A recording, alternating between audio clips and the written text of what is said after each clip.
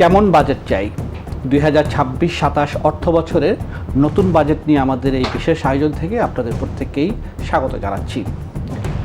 আজ আমাদের সঙ্গে আছেন একজন বিশিষ্ট অর্থনীতিবিদ।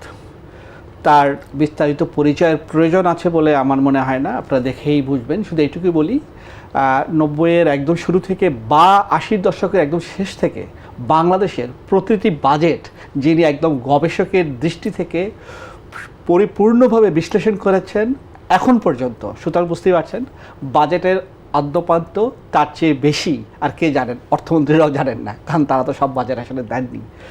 আমরা আগেই বলেছি যে আপনারা দেখলেই বুঝবেন। আমাদের সঙ্গে আছেন ডক্টর দেবপ্রিয় ভট্টাচার্য, আপনাকে স্বাগত জানাচ্ছি। ধন্যবাদ। আসলে অনেক বিষয় নিয়ে আলোচনা করার আছে, আবার অনেক কথা হয়তো আমরা বলেও ফেলেছি ইতিমধ্যে বিভিন্ন ফোরামে। তাও আমি আপনার কাছে প্রথমেই যে বিষয়টা জানতে চাই সেটা হচ্ছে যে আমরা তো বাজেট নিয়ে অনেক আলোচনা করি, অনেক প্রত্যাশার কথা বলি, কি করা দরকার কি করা দরকার না সেগুলো নিয়ে অনেক কিছু বলি, কিন্তু শেষ বিচারে যখন বাজেটটা দেওয়া হয় আমরা বেশিরভাগ ক্ষেত্রেই দেখি খুবই গতানুগতিক, খুবই ধারাবাহিক একটা বাজেট। এখন তো পরিস্থিতিটা ভিন্ন, মানে প্রতি বছরই ভিন্ন ভিন্ন বলছি গত কয়েক বছর ধরে।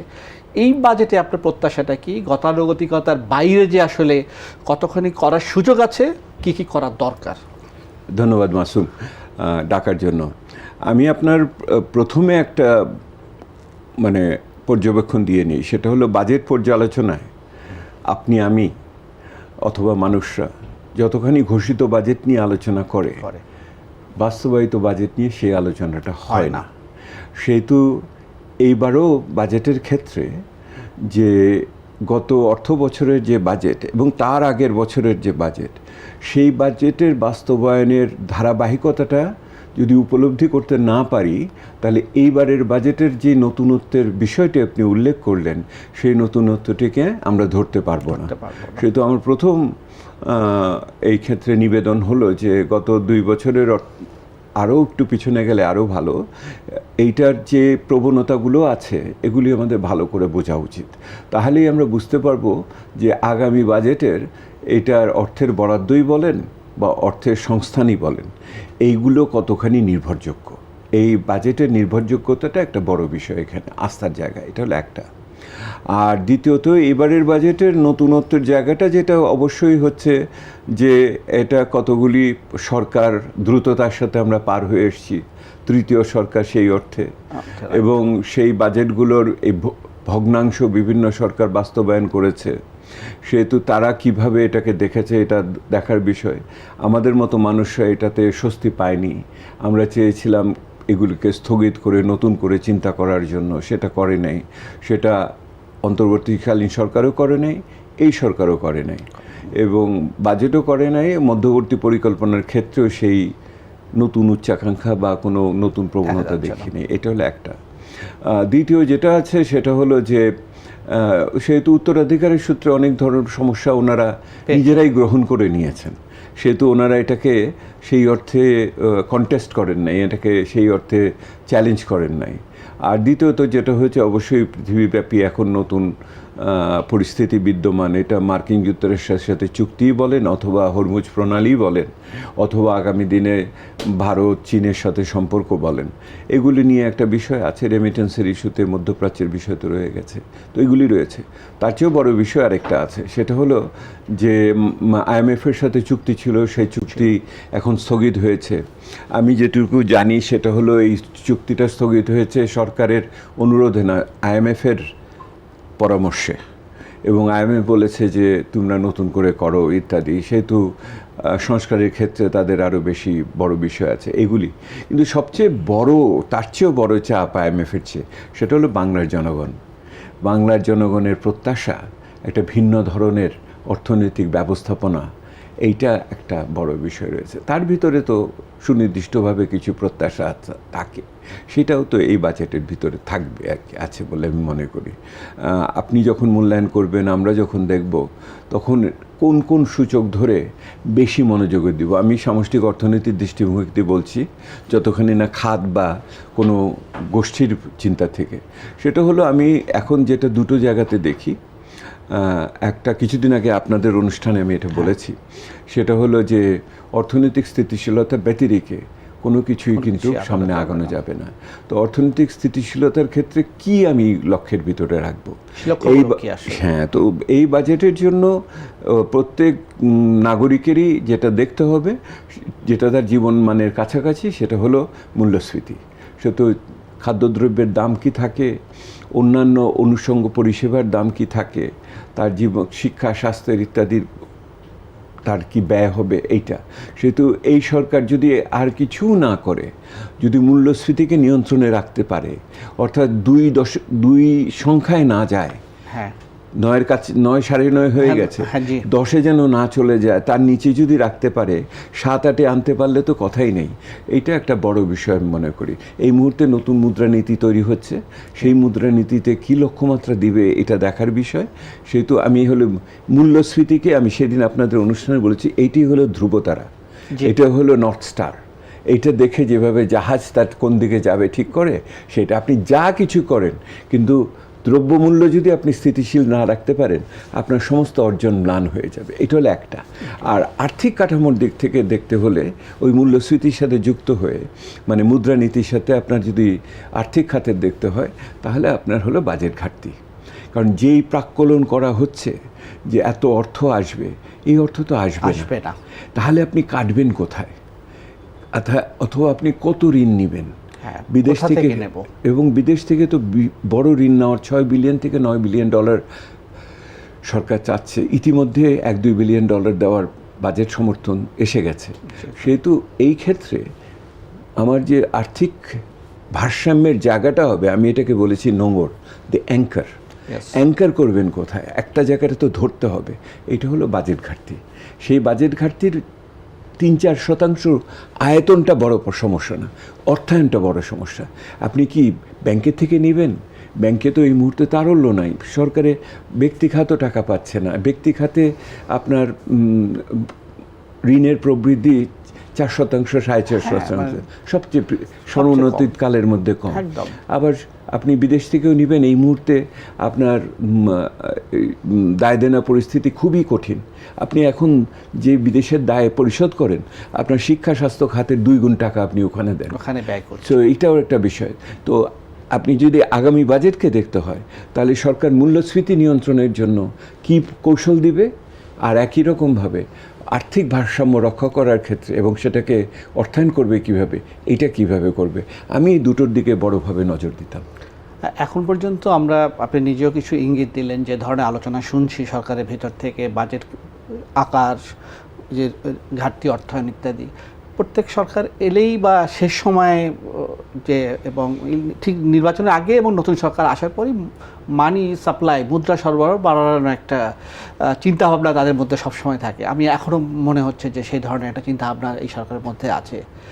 সেই জায়গা থেকে আপনি মুদ্রানীতির কথা বললেন, সেই জায়গা থেকে আসলে সরকারকে একটু নিয়ন্ত্রণ মানে কীভাবে করবে আসলে?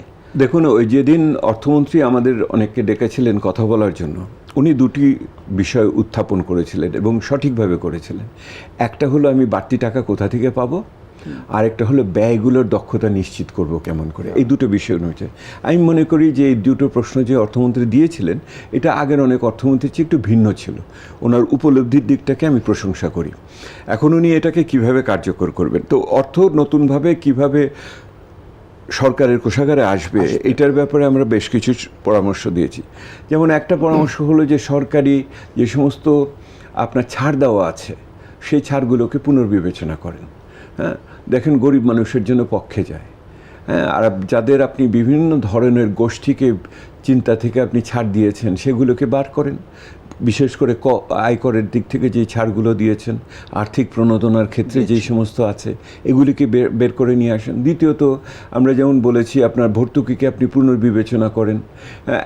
যে আপনি বিদ্যুতের ভর্তুকি দিতে হবে, কিন্তু সারের ভর্তুকিও হয়তো দিতে হবে, কিন্তু আর কোনো ভর্তুকি আছে কি না যেগুলিকে পুনর্বিবেচনা করার দরকার। ওই করের ছাড়ের সাথে ভর্তুকি আপনি মিলে আপনি ওখানে দেখবেন যে এই জায়গাগুলো দেখবেন। আরও বলেছি যে আপনার সরকারের হাতে যে সমস্ত আপনার কোম্পানির যে সমস্ত শেয়ার আছে, সেই শেয়ারগুলো বিক্রি করেন।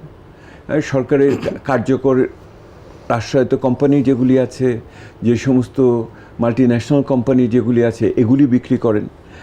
খুব ইন্টারেস্টিং হলো এই বিক্রি করার বিষয়টি প্রধানমন্ত্রীও নজরে নিয়েছিলেন এবং আমি অর্থমন্ত্রীকেও বলেছি, আপনি তো ব্যক্তিখাত জানেন এবং আপনি একই রকমভাবে চিটাগং স্টক এক্সচেঞ্জের সভাপতি ছিলেন।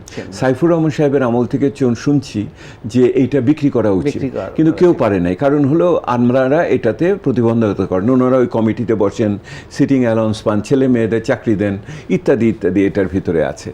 তো আমার সুযোগ হয়েছিল প্রধানমন্ত্রীর সাথে কথা বলা। উনি এটাকে লক্ষ্য করে আমাকে একটা প্রশ্ন করেছিলেন। উনি বললেন যে যারা কালো টাকা বাইরে নিয়ে গেছে, চোর ডাকাত আছে যারা, তাদের টাকা তো আবার চলে আসবে না এটার ভিতর দিয়ে। ওনার এই কনসার্নটাও ছিল। আমি প্রশংসা করি এটাকে।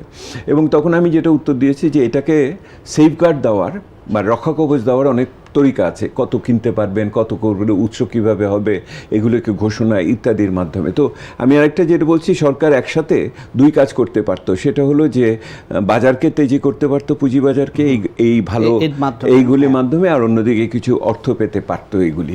আরও বিষয় যেটা আছে সেটা হলো সরকারের অনেক কন্টিনজেন্ট লায়াবিলিটি আছে, সংযুক্ত দায় আছে এই বিভিন্ন জায়গাতে। এই দায়গুলোতে স্বচ্ছতার সাথে আদায় করতে যদি পারে বা সমন্বয় করতে পারে তাহলে অবশ্যই আছে। আর আমি বলছি এটা যেগুলি আছে, আর যেগুলি নতুন হতে পারে সেটা হলো যে বাংলাদেশের আপনার যত মানুষ টিআইএন নম্বর নিয়েছে, ট্যাক্স নম্বর, তার মাত্র 18% ট্যাক্স দেয়। তাহলে বাকি মানুষগুলো কোথায়? এদের চিহ্নিত করবেন কিভাবে আপনি দৃশ্যমান সূচকে? দেখুন, মানে যদি আমার 3.5 লক্ষ টাকা ছাড় হয় করের বাইরে, তার মানে হলো আপনি 3 বারং 36, মানে 30,000 টাকা, 25 থেকে 30,000 টাকা যারা আয় করেন তাদের কর দেওয়ার কথা। এখন এই 30,000 টাকা আয় করেন এই মানুষগুলো আপনি চিহ্নিত করবেন কেমন করে? এইটা একটা বড় বিষয়। আমরা সেই কিবরিয়া সাহেবের আমল থেকে এই বিষয় নিয়ে চিন্তা করছি।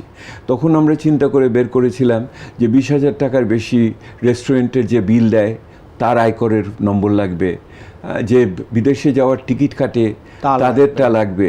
আমি বলেছিলাম ভালো করে দেখেন, তখন কালো টেলিফোন ছিল, যে টেলিফোন যাদের আছে তাদের হবে কিনা।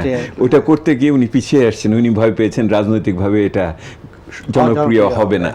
এখন দেখেন সরকার কি করলো, সরকার করতে চেয়েছিল যে বাইকের উপরে দেওয়ার জন্য। অনেকে এটা ভুল বুঝলেন, আপনার পত্রিকাতেও লিখেছে এই ব্যাপারে জনগ্রাহীভাবে, যে এটা হলো যে ডাবল ট্যাক্সেশন, কারণ সে রাস্তায় গাড়ি চালানোর জন্য তো একবার দিচ্ছে। আসলে তো এটা ব্যবহারের জন্য না, এটা আয়ের উপর, ভোগের উপর না। অনেকের, বাংলাদেশের অনেকের ধারণা আমি সংসার চালাতেই পারি না, তার উপর কর দিব কিভাবে, আমার তো উদ্বৃত্ত নাই। আসলে উদ্বৃত্তের উপর কর হয় না, আয়ের উপরে কর হচ্ছে। তো আপনি তাহলে এখন বলেন, যারা, আমি বলছি না যে ওর যারা খেটে খায় ইত্যাদি এদের কথা, কিন্তু যারা মোটরসাইকেলের মালিক কিনেছেন, 1.5-2 লক্ষ টাকা দিয়ে একটা মোটরসাইকেল কিনেছেন, তিনি মাসে 30,000 টাকা আয় করেন না, এটা কি মানবেন? তাহলে তাদের কেন অ্যাডভান্স ইনকাম হবে না, যেরকমভাবে গাড়িওয়ালাদের হচ্ছে? এবং এইবার ডেফিনেটলি দ্বিতীয় গাড়ির জন্য আরও ট্যাক্স বাড়ানো উচিত। আমাদের প্রথম গাড়ির জন্য অ্যাডভান্স ইনকাম ট্যাক্স হয় 50,000 টাকা, পরেরটা তাহলে 75,000 টাকা হতে হবে। কিন্তু ওইটা আপনার ট্যাক্সের সাথে অ্যাডজাস্ট হবে, ওটা সমন্বয় হবে। হ্যাঁ, তো সেরকম কিন্তু ওনাদের যদি 5,000 টাকা বা 1,000 টাকা নিত, ওটা কিন্তু ওনার ট্যাক্সের সাথে সমন্বয় হতো। সমস্যা হলো ওনার তো ট্যাক্স ফাইল নাই, সমন্বয় কোথায় হবে? ওনাদের তো আনতে হবে আমাদের, তাই না? এই জন্যই তো পুরো আলোচনাটা যতক্ষণ ডিজিটাল না হচ্ছে, আপনি ভ্যাট কিভাবে দিচ্ছেন ইত্যাদি, এটার একটা ভিন্ন ডিজিটাল একটা বিষয় একটা হবে। সো আমি যেটা বলতে চাচ্ছি, আয়ের কিন্তু জায়গা যে একেবারে নাই তা না, কিন্তু এটার জন্য জাতীয় রাজস্ব বোর্ডের সংস্কার দরকার।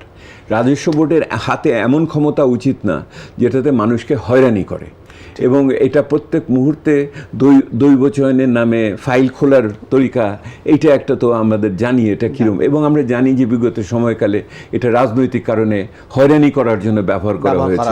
আমি নিজে তার একজন মানুষ আছি। তো এইটার একটা বিষয় এটা রয়ে গেছে। কিন্তু একই সাথে অর্থমন্ত্রী আরেকটা বিষয় তুলেছিলেন, ওইটাও গুরুত্বপূর্ণ। সেটা হলো এই ব্যয়ের দক্ষতা নিশ্চিত করব কেমন করে। এই ব্যয় করে যে মানুষের প্রকৃত লাভ হলো, প্রথম কথা হলো ব্যয় করতে পারবো কিনা, করতে পারলেও সেটা মানুষের লাভ হলো কিনা।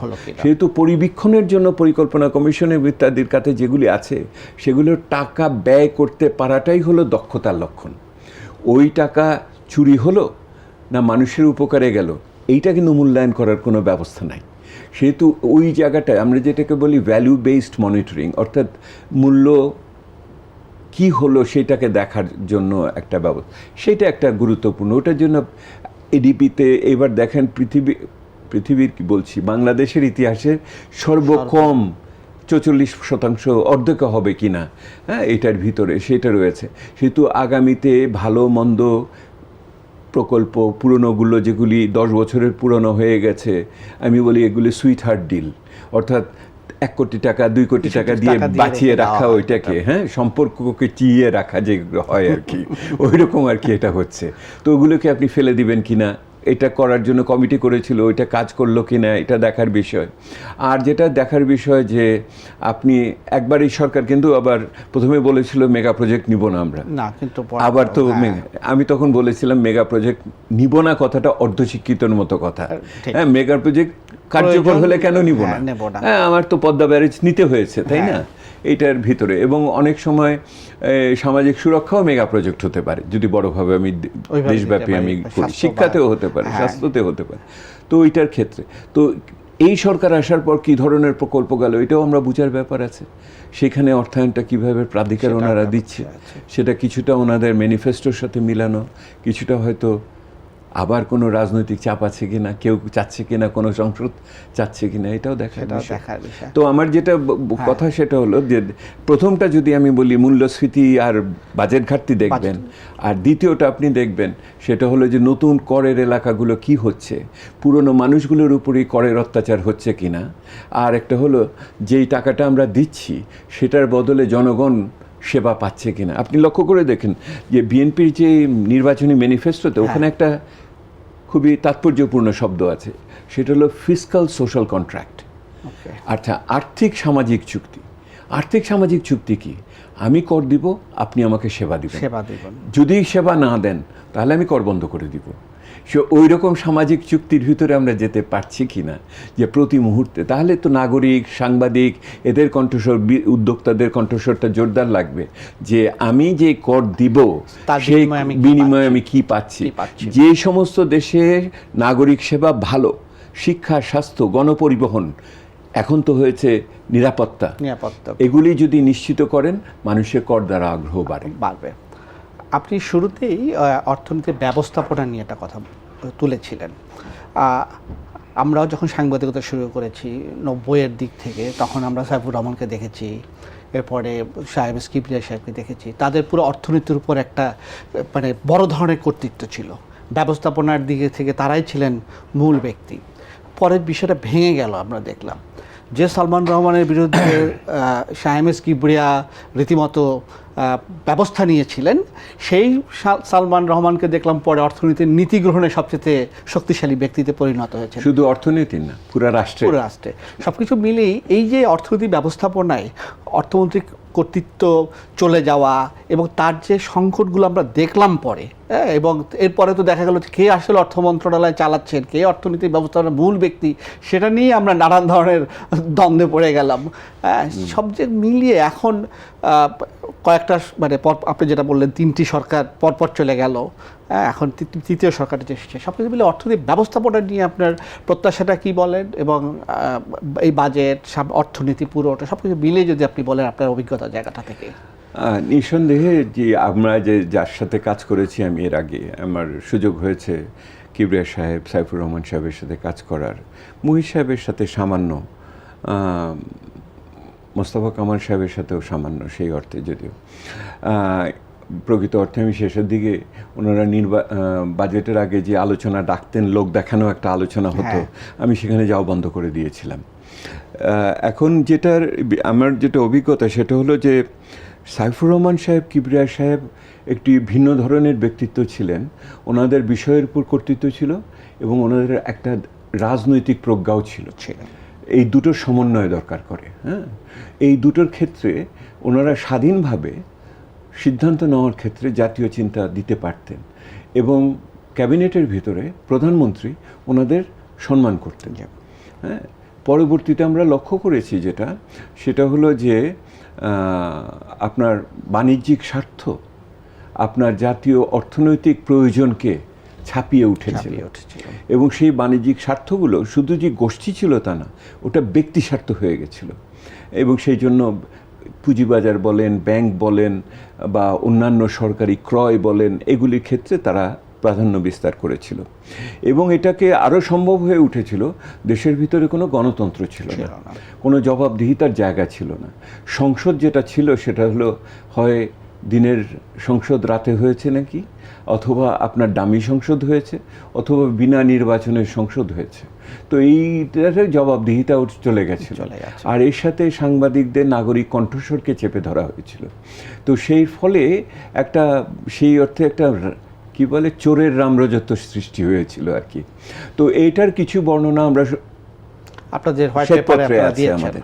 এবং শ্বেতপত্রের আমি আপনার প্রশ্নের উত্তরে আসার জন্য এটা একটা গৌরচন্দ্রিকা করলাম। সেটা ওখানে আমরা বলেছিলাম ওখানে ত্রাহস্পর্শ হয়েছিল। আপনার যে চোরতন্ত্র শুরু হয়েছিল, লুটপাটতন্ত্র, তা শুরু করার ক্ষেত্রে একদিকে ছিল মানে ইংরেজিতে বললে হলো ব্যুরোক্রেটিক ক্যাপচার, অর্থাৎ আপনার আমলাদের কর্তৃত্ব বা এটা কুক্ষিগত। আরেকদিকে হলো অলিগার্ক বা বড় ব্যবসায়ীর প্রাধান্য কর্তৃত্ব।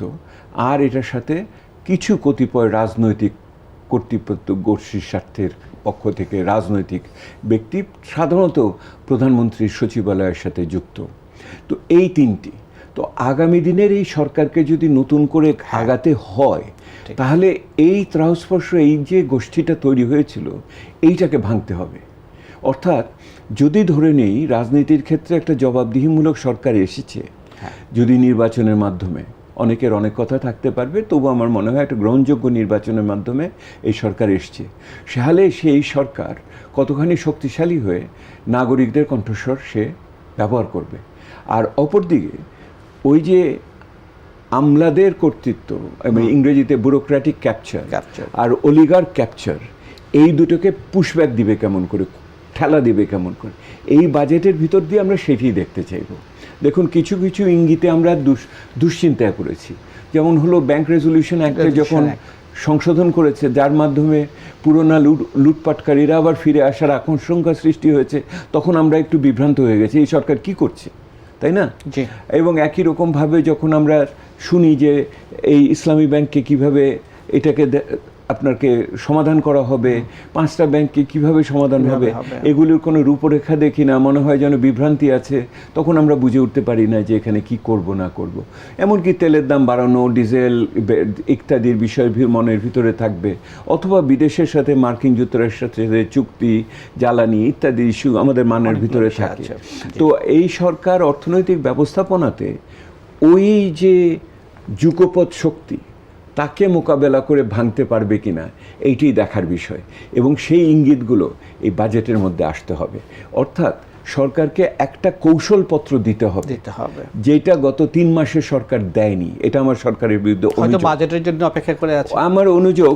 এটা বাজেটের জন্য অপেক্ষা করলেও যখন অর্থমন্ত্রী বলেছেন 2 বছরের অপেক্ষা করতে হবে, কিছু দিতে পারবো না, তখন তো আমাকে অপেক্ষা করতে হলে আমাকে পথরেখাটাও দিতে হবে, তাই না? যে আপনার 2 বছর পরে আপনি কি করবেন তাহলে, এবং আসলে 2 বছরের পর কি হবে, হ্যাঁ, ওই ফলাফলটা আমি কিসে মূল্যায়ন করব? আপনি কি আমার কর্মসংস্থানের কথা যে বলেছেন, 1 কোটি লোককে চাকরি দিবেন বলেছেন, তাহলে কি আপনি ভেঙে ভেঙে বলবেন যে কোন খাতে কতজন কিভাবে হয়েছে এবং সেটার কিভাবে আমি পরিবীক্ষণ করব? আমার পরিসংখ্যান ব্যুরো আমার শ্রম জরিপের ভিতর দিয়ে এই জিনিসটাকে আমাকে কিভাবে তুলে ধরবে? কারণ তথ্য উপাত্ত একটা বড় জিনিস, এবং রিয়েল টাইম ইন্ডিকেটর, অর্থাৎ প্রকৃত সময়ে আপনার তথ্য পেতে হবে, যাতে করে আমি অপেক্ষা করতে হলে তো সময়, আমরা ইংরেজিতে বলি এটাকে হাই ফ্রিকোয়েন্সি ডেটা, মানে খুব দ্রুততার সাথে আপনার অনেক ফ্রিকোয়েন্সি, আপনার আগে যেটা আপনি 6 মাস পরে পেতেন, এটাকে আপনি 1 মাসে দিতে হবে। এইগুলো কি দেওয়ার জন্য আছে কিনা? আমরা কি জানতে পারবো আগের সরকার যেরকমভাবে তথ্য উপাত্তকে বিকৃত করেছে, রাজনীতিকীকরণ করেছে, আপনি কি ঠেকে গিয়ে সেগুলো করবেন কিনা? বুঝেছেন? আমরা তো ঘরপোড়া গরু, হ্যাঁ, দেখে এসছি অনেক কিছু, সেহেতু মনে করেন না যে বিস্মৃত হয়ে গেছি। সেহেতু আমাদের দায়িত্ব হলো ওই অভিজ্ঞতার আলোকে এগুলি, এবং আপনি সেই অভিজ্ঞতার প্রশ্নই আপনি তুললেন, বুঝেছেন? সেটা কারণ অভিজ্ঞতা বলে যে কোনো নতুন সরকারের সাথে এই যে স্নেহাশিস দেওয়া প্রেমময় সম্পর্ক, এইটার জীবৎকাল কতটুকু? তো আমি যেটা বলি আর কি এখন, যে এই দেশের মানুষ একটা অভ্যুত্থানের ভিতর দিয়ে গেছে। একটা 17 বছরের একটা কর্তৃত্ববাদী সরকারের ভিতরে কিভাবে উন্নয়নের বয়ান তৈরি হয় সেটা সে দেখেছে, অভিজ্ঞ জনগণ। একে আপনি বেশিক্ষণ ধৈর্য পরীক্ষা করবেন না। যদি এর ধৈর্য পরীক্ষা করেন তাহলে সে কিন্তু আপনাকে ওই প্রেমের সম্পর্কে চপেটাঘাত করবে। সেহেতু এইটাও এই সরকারের প্রথম বাজেটে বোঝার কথা আর কি, এবং যে সে কি কর্মকৌশল দিয়ে আসলেই সে কি পরিস্থিতিতে যেতে চাচ্ছে। আমার ধারণা, আমি অর্থমন্ত্রীকে যেটুকু জানি বুঝি, আজকে 20-25 বছর ধরে কাজ করেছি। উনি যখন আগের বার বাণিজ্য মন্ত্রী ছিলেন তখন আমি WTO নিয়ে ওনার সাথে ঘনিষ্ঠভাবে কাজ করেছি। তো উনি সমস্যা বোঝেন, এই ব্যাপারে আমার কোনো সন্দেহ নেই।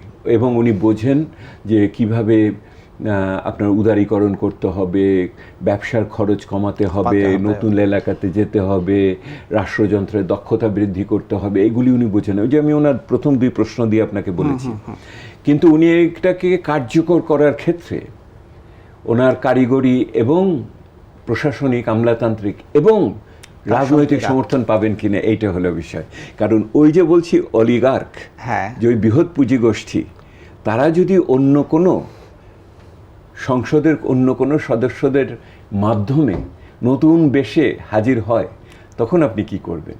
সেহেতু এই জায়গাটা একটা বড় দুশ্চিন্তার জায়গা আছে, যে শুধু নীতি প্রণয়ন না, নীতি বাস্তবায়নের ক্ষেত্রে কোথাও কোথাও যেন আবার এটাকে কি বলে, ফোকলা করে না দেয়, ছিদ্র করে না দেয়। হ্যাঁ, এবং ছিদ্র করা পালের ভিতর দিয়ে নৌকা তো বেশি বেগে আগাতে পারে না। তো পাল তুলবে নৌকা। আমি চাই এবার সড়ক থেকে নৌকায় চলে এসেছেন। আপনারা আবার নৌকা বললে অন্য কিছু রাজনৈতিক নৌকা না, এটা পথ চলার নৌকা।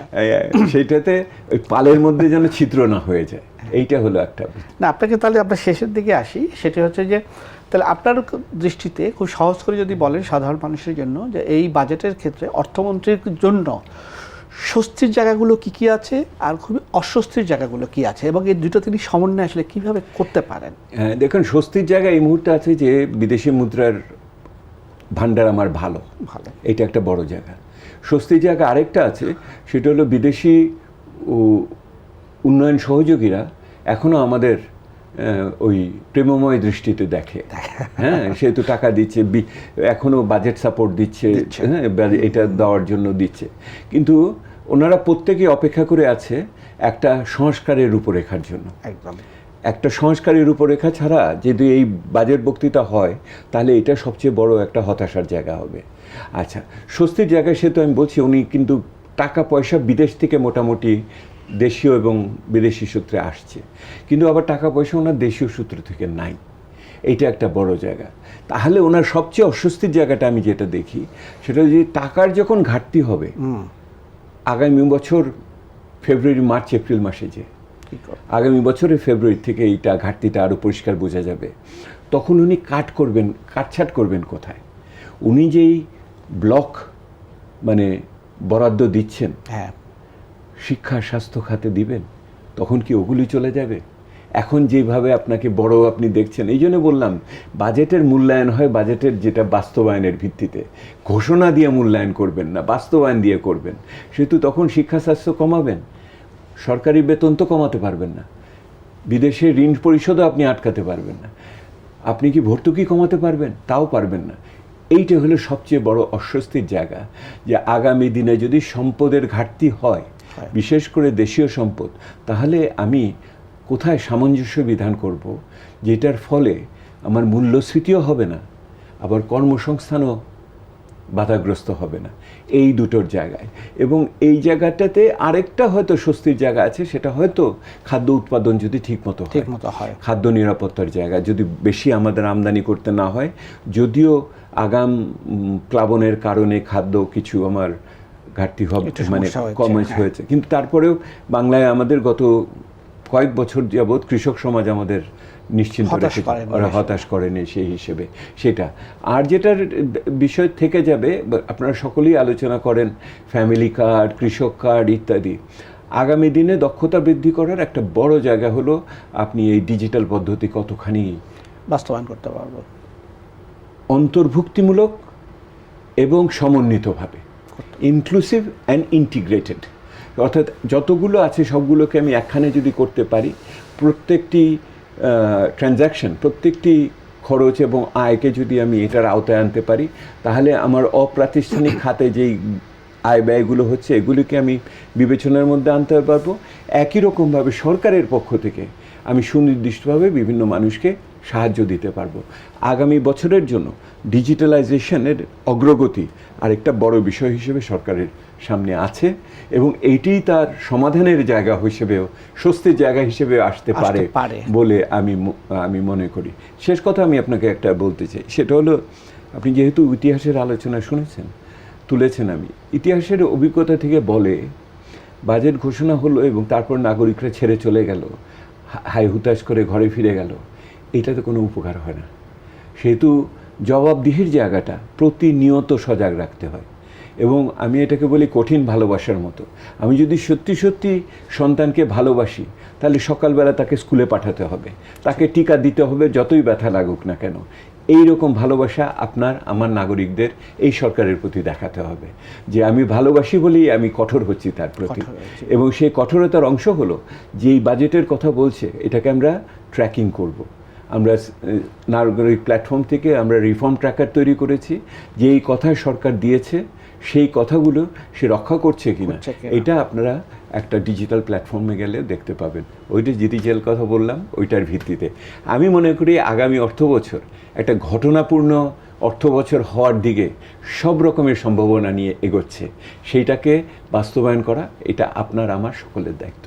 তাহলে শেষ কথাটা আবার আপনার এই প্রসঙ্গটাই আসি, সেটা হচ্ছে যে আপনারা তারা যে প্রতিশ্রুতি দিয়েছে সেটা ট্র্যাক করবেন, আমরা সাংবাদিকরাও সেটা নিশ্চয়ই দেখব। এক, সংসদের অনেক দিন পরে একটা সংসদে আলোচনা হচ্ছে আমরা দেখতে পাচ্ছি এবং সেখানে হয়তো এটা নিয়ে অনেক বেশি আলোচনা হবে। এলডিসি গ্র্যাজুয়েশনের পার্ট একটু বলা হয়নি। এলডিসিতে যাওয়ার আগে আমি আপনাকে বলে নেন, দেখেন গত কয়েকদিন আগে লক্ষ্য করলাম প্রধানমন্ত্রী ওনার সংসদ সদস্যদের নিয়ে মিটিং করেছেন এবং সেই সভাতে সংসদ সদস্যরা মন্ত্রীদের জবাবদিহির স্বীকার করেছে। এটা খুবই গুণগতভাবে নতুন জিনিস, পরিবর্তন, হ্যাঁ, এবং যে ওনারা দলের ভিতরে জবাবদিহিতা আনতে চাচ্ছে, আমি এটাকে প্রশংসা করি। সেটা এইটার ভিতরের এই অর্থটা রয়েছে আর কি, নতুন নতুন কিছু হচ্ছে। এবং একই রকমভাবে আমরা নাগরিক প্ল্যাটফর্মের পক্ষ থেকে স্পিকার, ডেপুটি স্পিকারের সাথে দেখা করেছি, সংসদীয় দলনেতাকে লিখেছি। আমরা একটা পার্লামেন্টারি ককাস তৈরি করতে চাচ্ছি, যে পার্লামেন্টারি ককাস পিছিয়ে পড়া মানুষরা, অবহেলিত মানুষদের পক্ষে কথা বলবেন, যে আইনগুলো ওনারা করবেন, যে বরাদ্দগুলো দিবেন, ওইটা কিভাবে পিছিয়ে পড়া মানুষের পক্ষে যাচ্ছে কি যাচ্ছে না, ওটা কিভাবে ওনারা নীতিগতভাবে স্বীকৃতি দিবেন এবং কিভাবে তথ্যগতভাবে এটার মূল্যায়ন করবেন। এইটার জন্য আমরা পার্লামেন্টারি ককাসের ওই যে সাংবিধানিকতার ভিতরে আমরা দাঁড় করানোর চেষ্টা করছি। একই রকমভাবে ব্যক্তি উদ্যোক্তাদের দিয়ে সাস্টেনেবিলিটি ফোরাম করে কিভাবে ব্যক্তি উদ্যোক্তারা যৌথভাবে এই সরকারের কাছ থেকে ওই ফলাফলগুলো নিশ্চিত করতে পারে, হয়রানি কমাতে পারে, দুর্নীতি কমাতে পারে, সেটারও আমরা চেষ্টা করব। আপনি এখন এলডিসিতে আসেন। হ্যাঁ, আপনি এলডিসির কারণেও আপনাকে এক বছরের মধ্যে অনেক সংস্কার, অনেক ধরনের প্রতিশ্রুতি পূরণ করতে হবে। যে $5-6 বিলিয়ন জন্য বিশ্বব্যাংক IMF-এর পিছনে দৌড়াচ্ছে, সেখানেও সংস্কারের অনেক জায়গা আছে। সুতরাং যে আগামী এক বছর যে সরকারের অনেক কিছু করার আছে, আমাদের অনেক কিছু দেখার আছে। এখন কথাটা হচ্ছে যে সরকারের এই যে রিসিভ করার যে মুডে আছে, আমরা কতখানি প্রত্যাশা করব যে এই মুডটা আরও 4 বছর থাকবে এবং এই জবাবদিহির জায়গাটা আপনি কিছুটা বললেন। হ্যাঁ, মানে এখানে যদি আমরা শেষ করি, মাসুম দেখেন, এই অন্য যে কোনো সময়ের চেয়ে সংস্কারের তাগিদটা অনেক বেশি এবং এটা জনগণের উপলব্ধির ভিতর ঢুকেছে। একটা অভ্যুত্থানের ভিতর দিয়ে এটা এসেছে যে গণতন্ত্রায়ন এবং আগে যে সংস্কারটা গালি হয়ে গিয়েছিল সেটা এখন চাওয়ার মধ্যে চলে এসেছে। আপনি 11 সংস্কারবাদীদের গালিটা থেকে আপনি এখন আবার নতুনভাবে ফিরে এসেছেন। এখন দ্বিতীয়ত যেটা হয়েছে, এবং এইখানে এই যারা প্রথাগত সংস্কারবাদী ছিলেন আন্তর্জাতিক ক্ষেত্রে, IMF, বিশ্বব্যাংক, ADB-র সাথে এখন জাতিসংঘ যুক্ত হয়েছে। জাতিসংঘ যে চিঠি, যে কমিটিতে আমি আছি, যেটা দিয়েছি আমরা, সেখানে আমরা বলেছি যে সংস্কারের ব্যাপারটা গুরুত্বপূর্ণ তোমার প্রস্তুতি, এবং শুনছি যে অর্থমন্ত্রী সভা করেছেন ইতিমধ্যে এটা করার জন্য, এবং শুধু ওনারা বোঝেন না 3 বছর না, ওটা 1 বছর কি 2 বছর, তো সেইটার ক্ষেত্রে একত্রিত হয়েছে, তাই না, এটার ভিতরে। কিন্তু আমি যেটা বলার আপনাকে শেষ করছি সেটা হলো যে আমরা তো এই বছর আলোচনা করছি, কিন্তু যে কোনো একটা রাজনৈতিক সরকারের মনে রাখতে হবে সে শেষ বছরটা কিভাবে মানুষের সামনে যাবে, সেহেতু পঞ্চম বাজেটটা কি হবে এইটা নিঃসন্দেহে মাথায় রাখতে হবে। এই বাজেটের ভিতর দিয়ে পথ চলাটা কীরকম হবে, সেহেতু এই বাজেটে যেমন এই বছরের গল্প থাকতে হবে, একই রকমভাবে 5 বছরের উপন্যাসও থাকতে হবে। এই গল্প এবং উপন্যাসের ভিতরে যেন আমরা একসাথেই থাকি, এবং বাজেটটা যেন ছোট গল্প না হয়ে যায় যে হইয়াও হইল না শেষ, এইরকম যেন মনের অতৃপ্তি নিয়ে যেন আমরা না আসি। আমি তো ভরসা করে আছি। আমরাও ভরসা করতে চাই। অনেক ধন্যবাদ ডক্টর দেবপ্রিয় ভট্টাচার্য। প্রিয় দর্শক, আমরা এতক্ষণ ডক্টর দেবপ্রিয় ভট্টাচার্যের মুখ থেকে বাজেটের নানান দিক নিয়ে শুনলাম, চাওয়া পাওয়া, প্রত্যাশা, সরকারের করণীয়, আমাদের কি দরকার এবং আমরা কিভাবে দেখব বাজেটটাকে, সব কিছু মিলেই সাধারণ মানুষ কিভাবে দেখবে, জবাবদিহির জায়গাটা কোথায় হবে, এবং শেষ পর্যন্ত আমাদের প্রত্যাশা পূরণ হয় কি না সেটাও আমরা দেখব। এবং আমরা চাই যে আমাদের প্রত্যাশাগুলো পূরণ হোক এবং একটা ভালো বাজেট হোক, এবং আমাদের যে প্রয়োজনগুলো বিশেষ করে মূল্যস্ফীতি, কর্মসংস্থান থেকে শুরু করে একটা সামগ্রিক অর্থনীতি একটা ভালো জায়গায় যাবে, এই প্রত্যাশা নিয়ে আমরা আজকে আমাদের আলোচনা শুরু করছি। নিশ্চয়ই আপনাদের সঙ্গে আবার বাজেট নিয়ে দেখা হবে।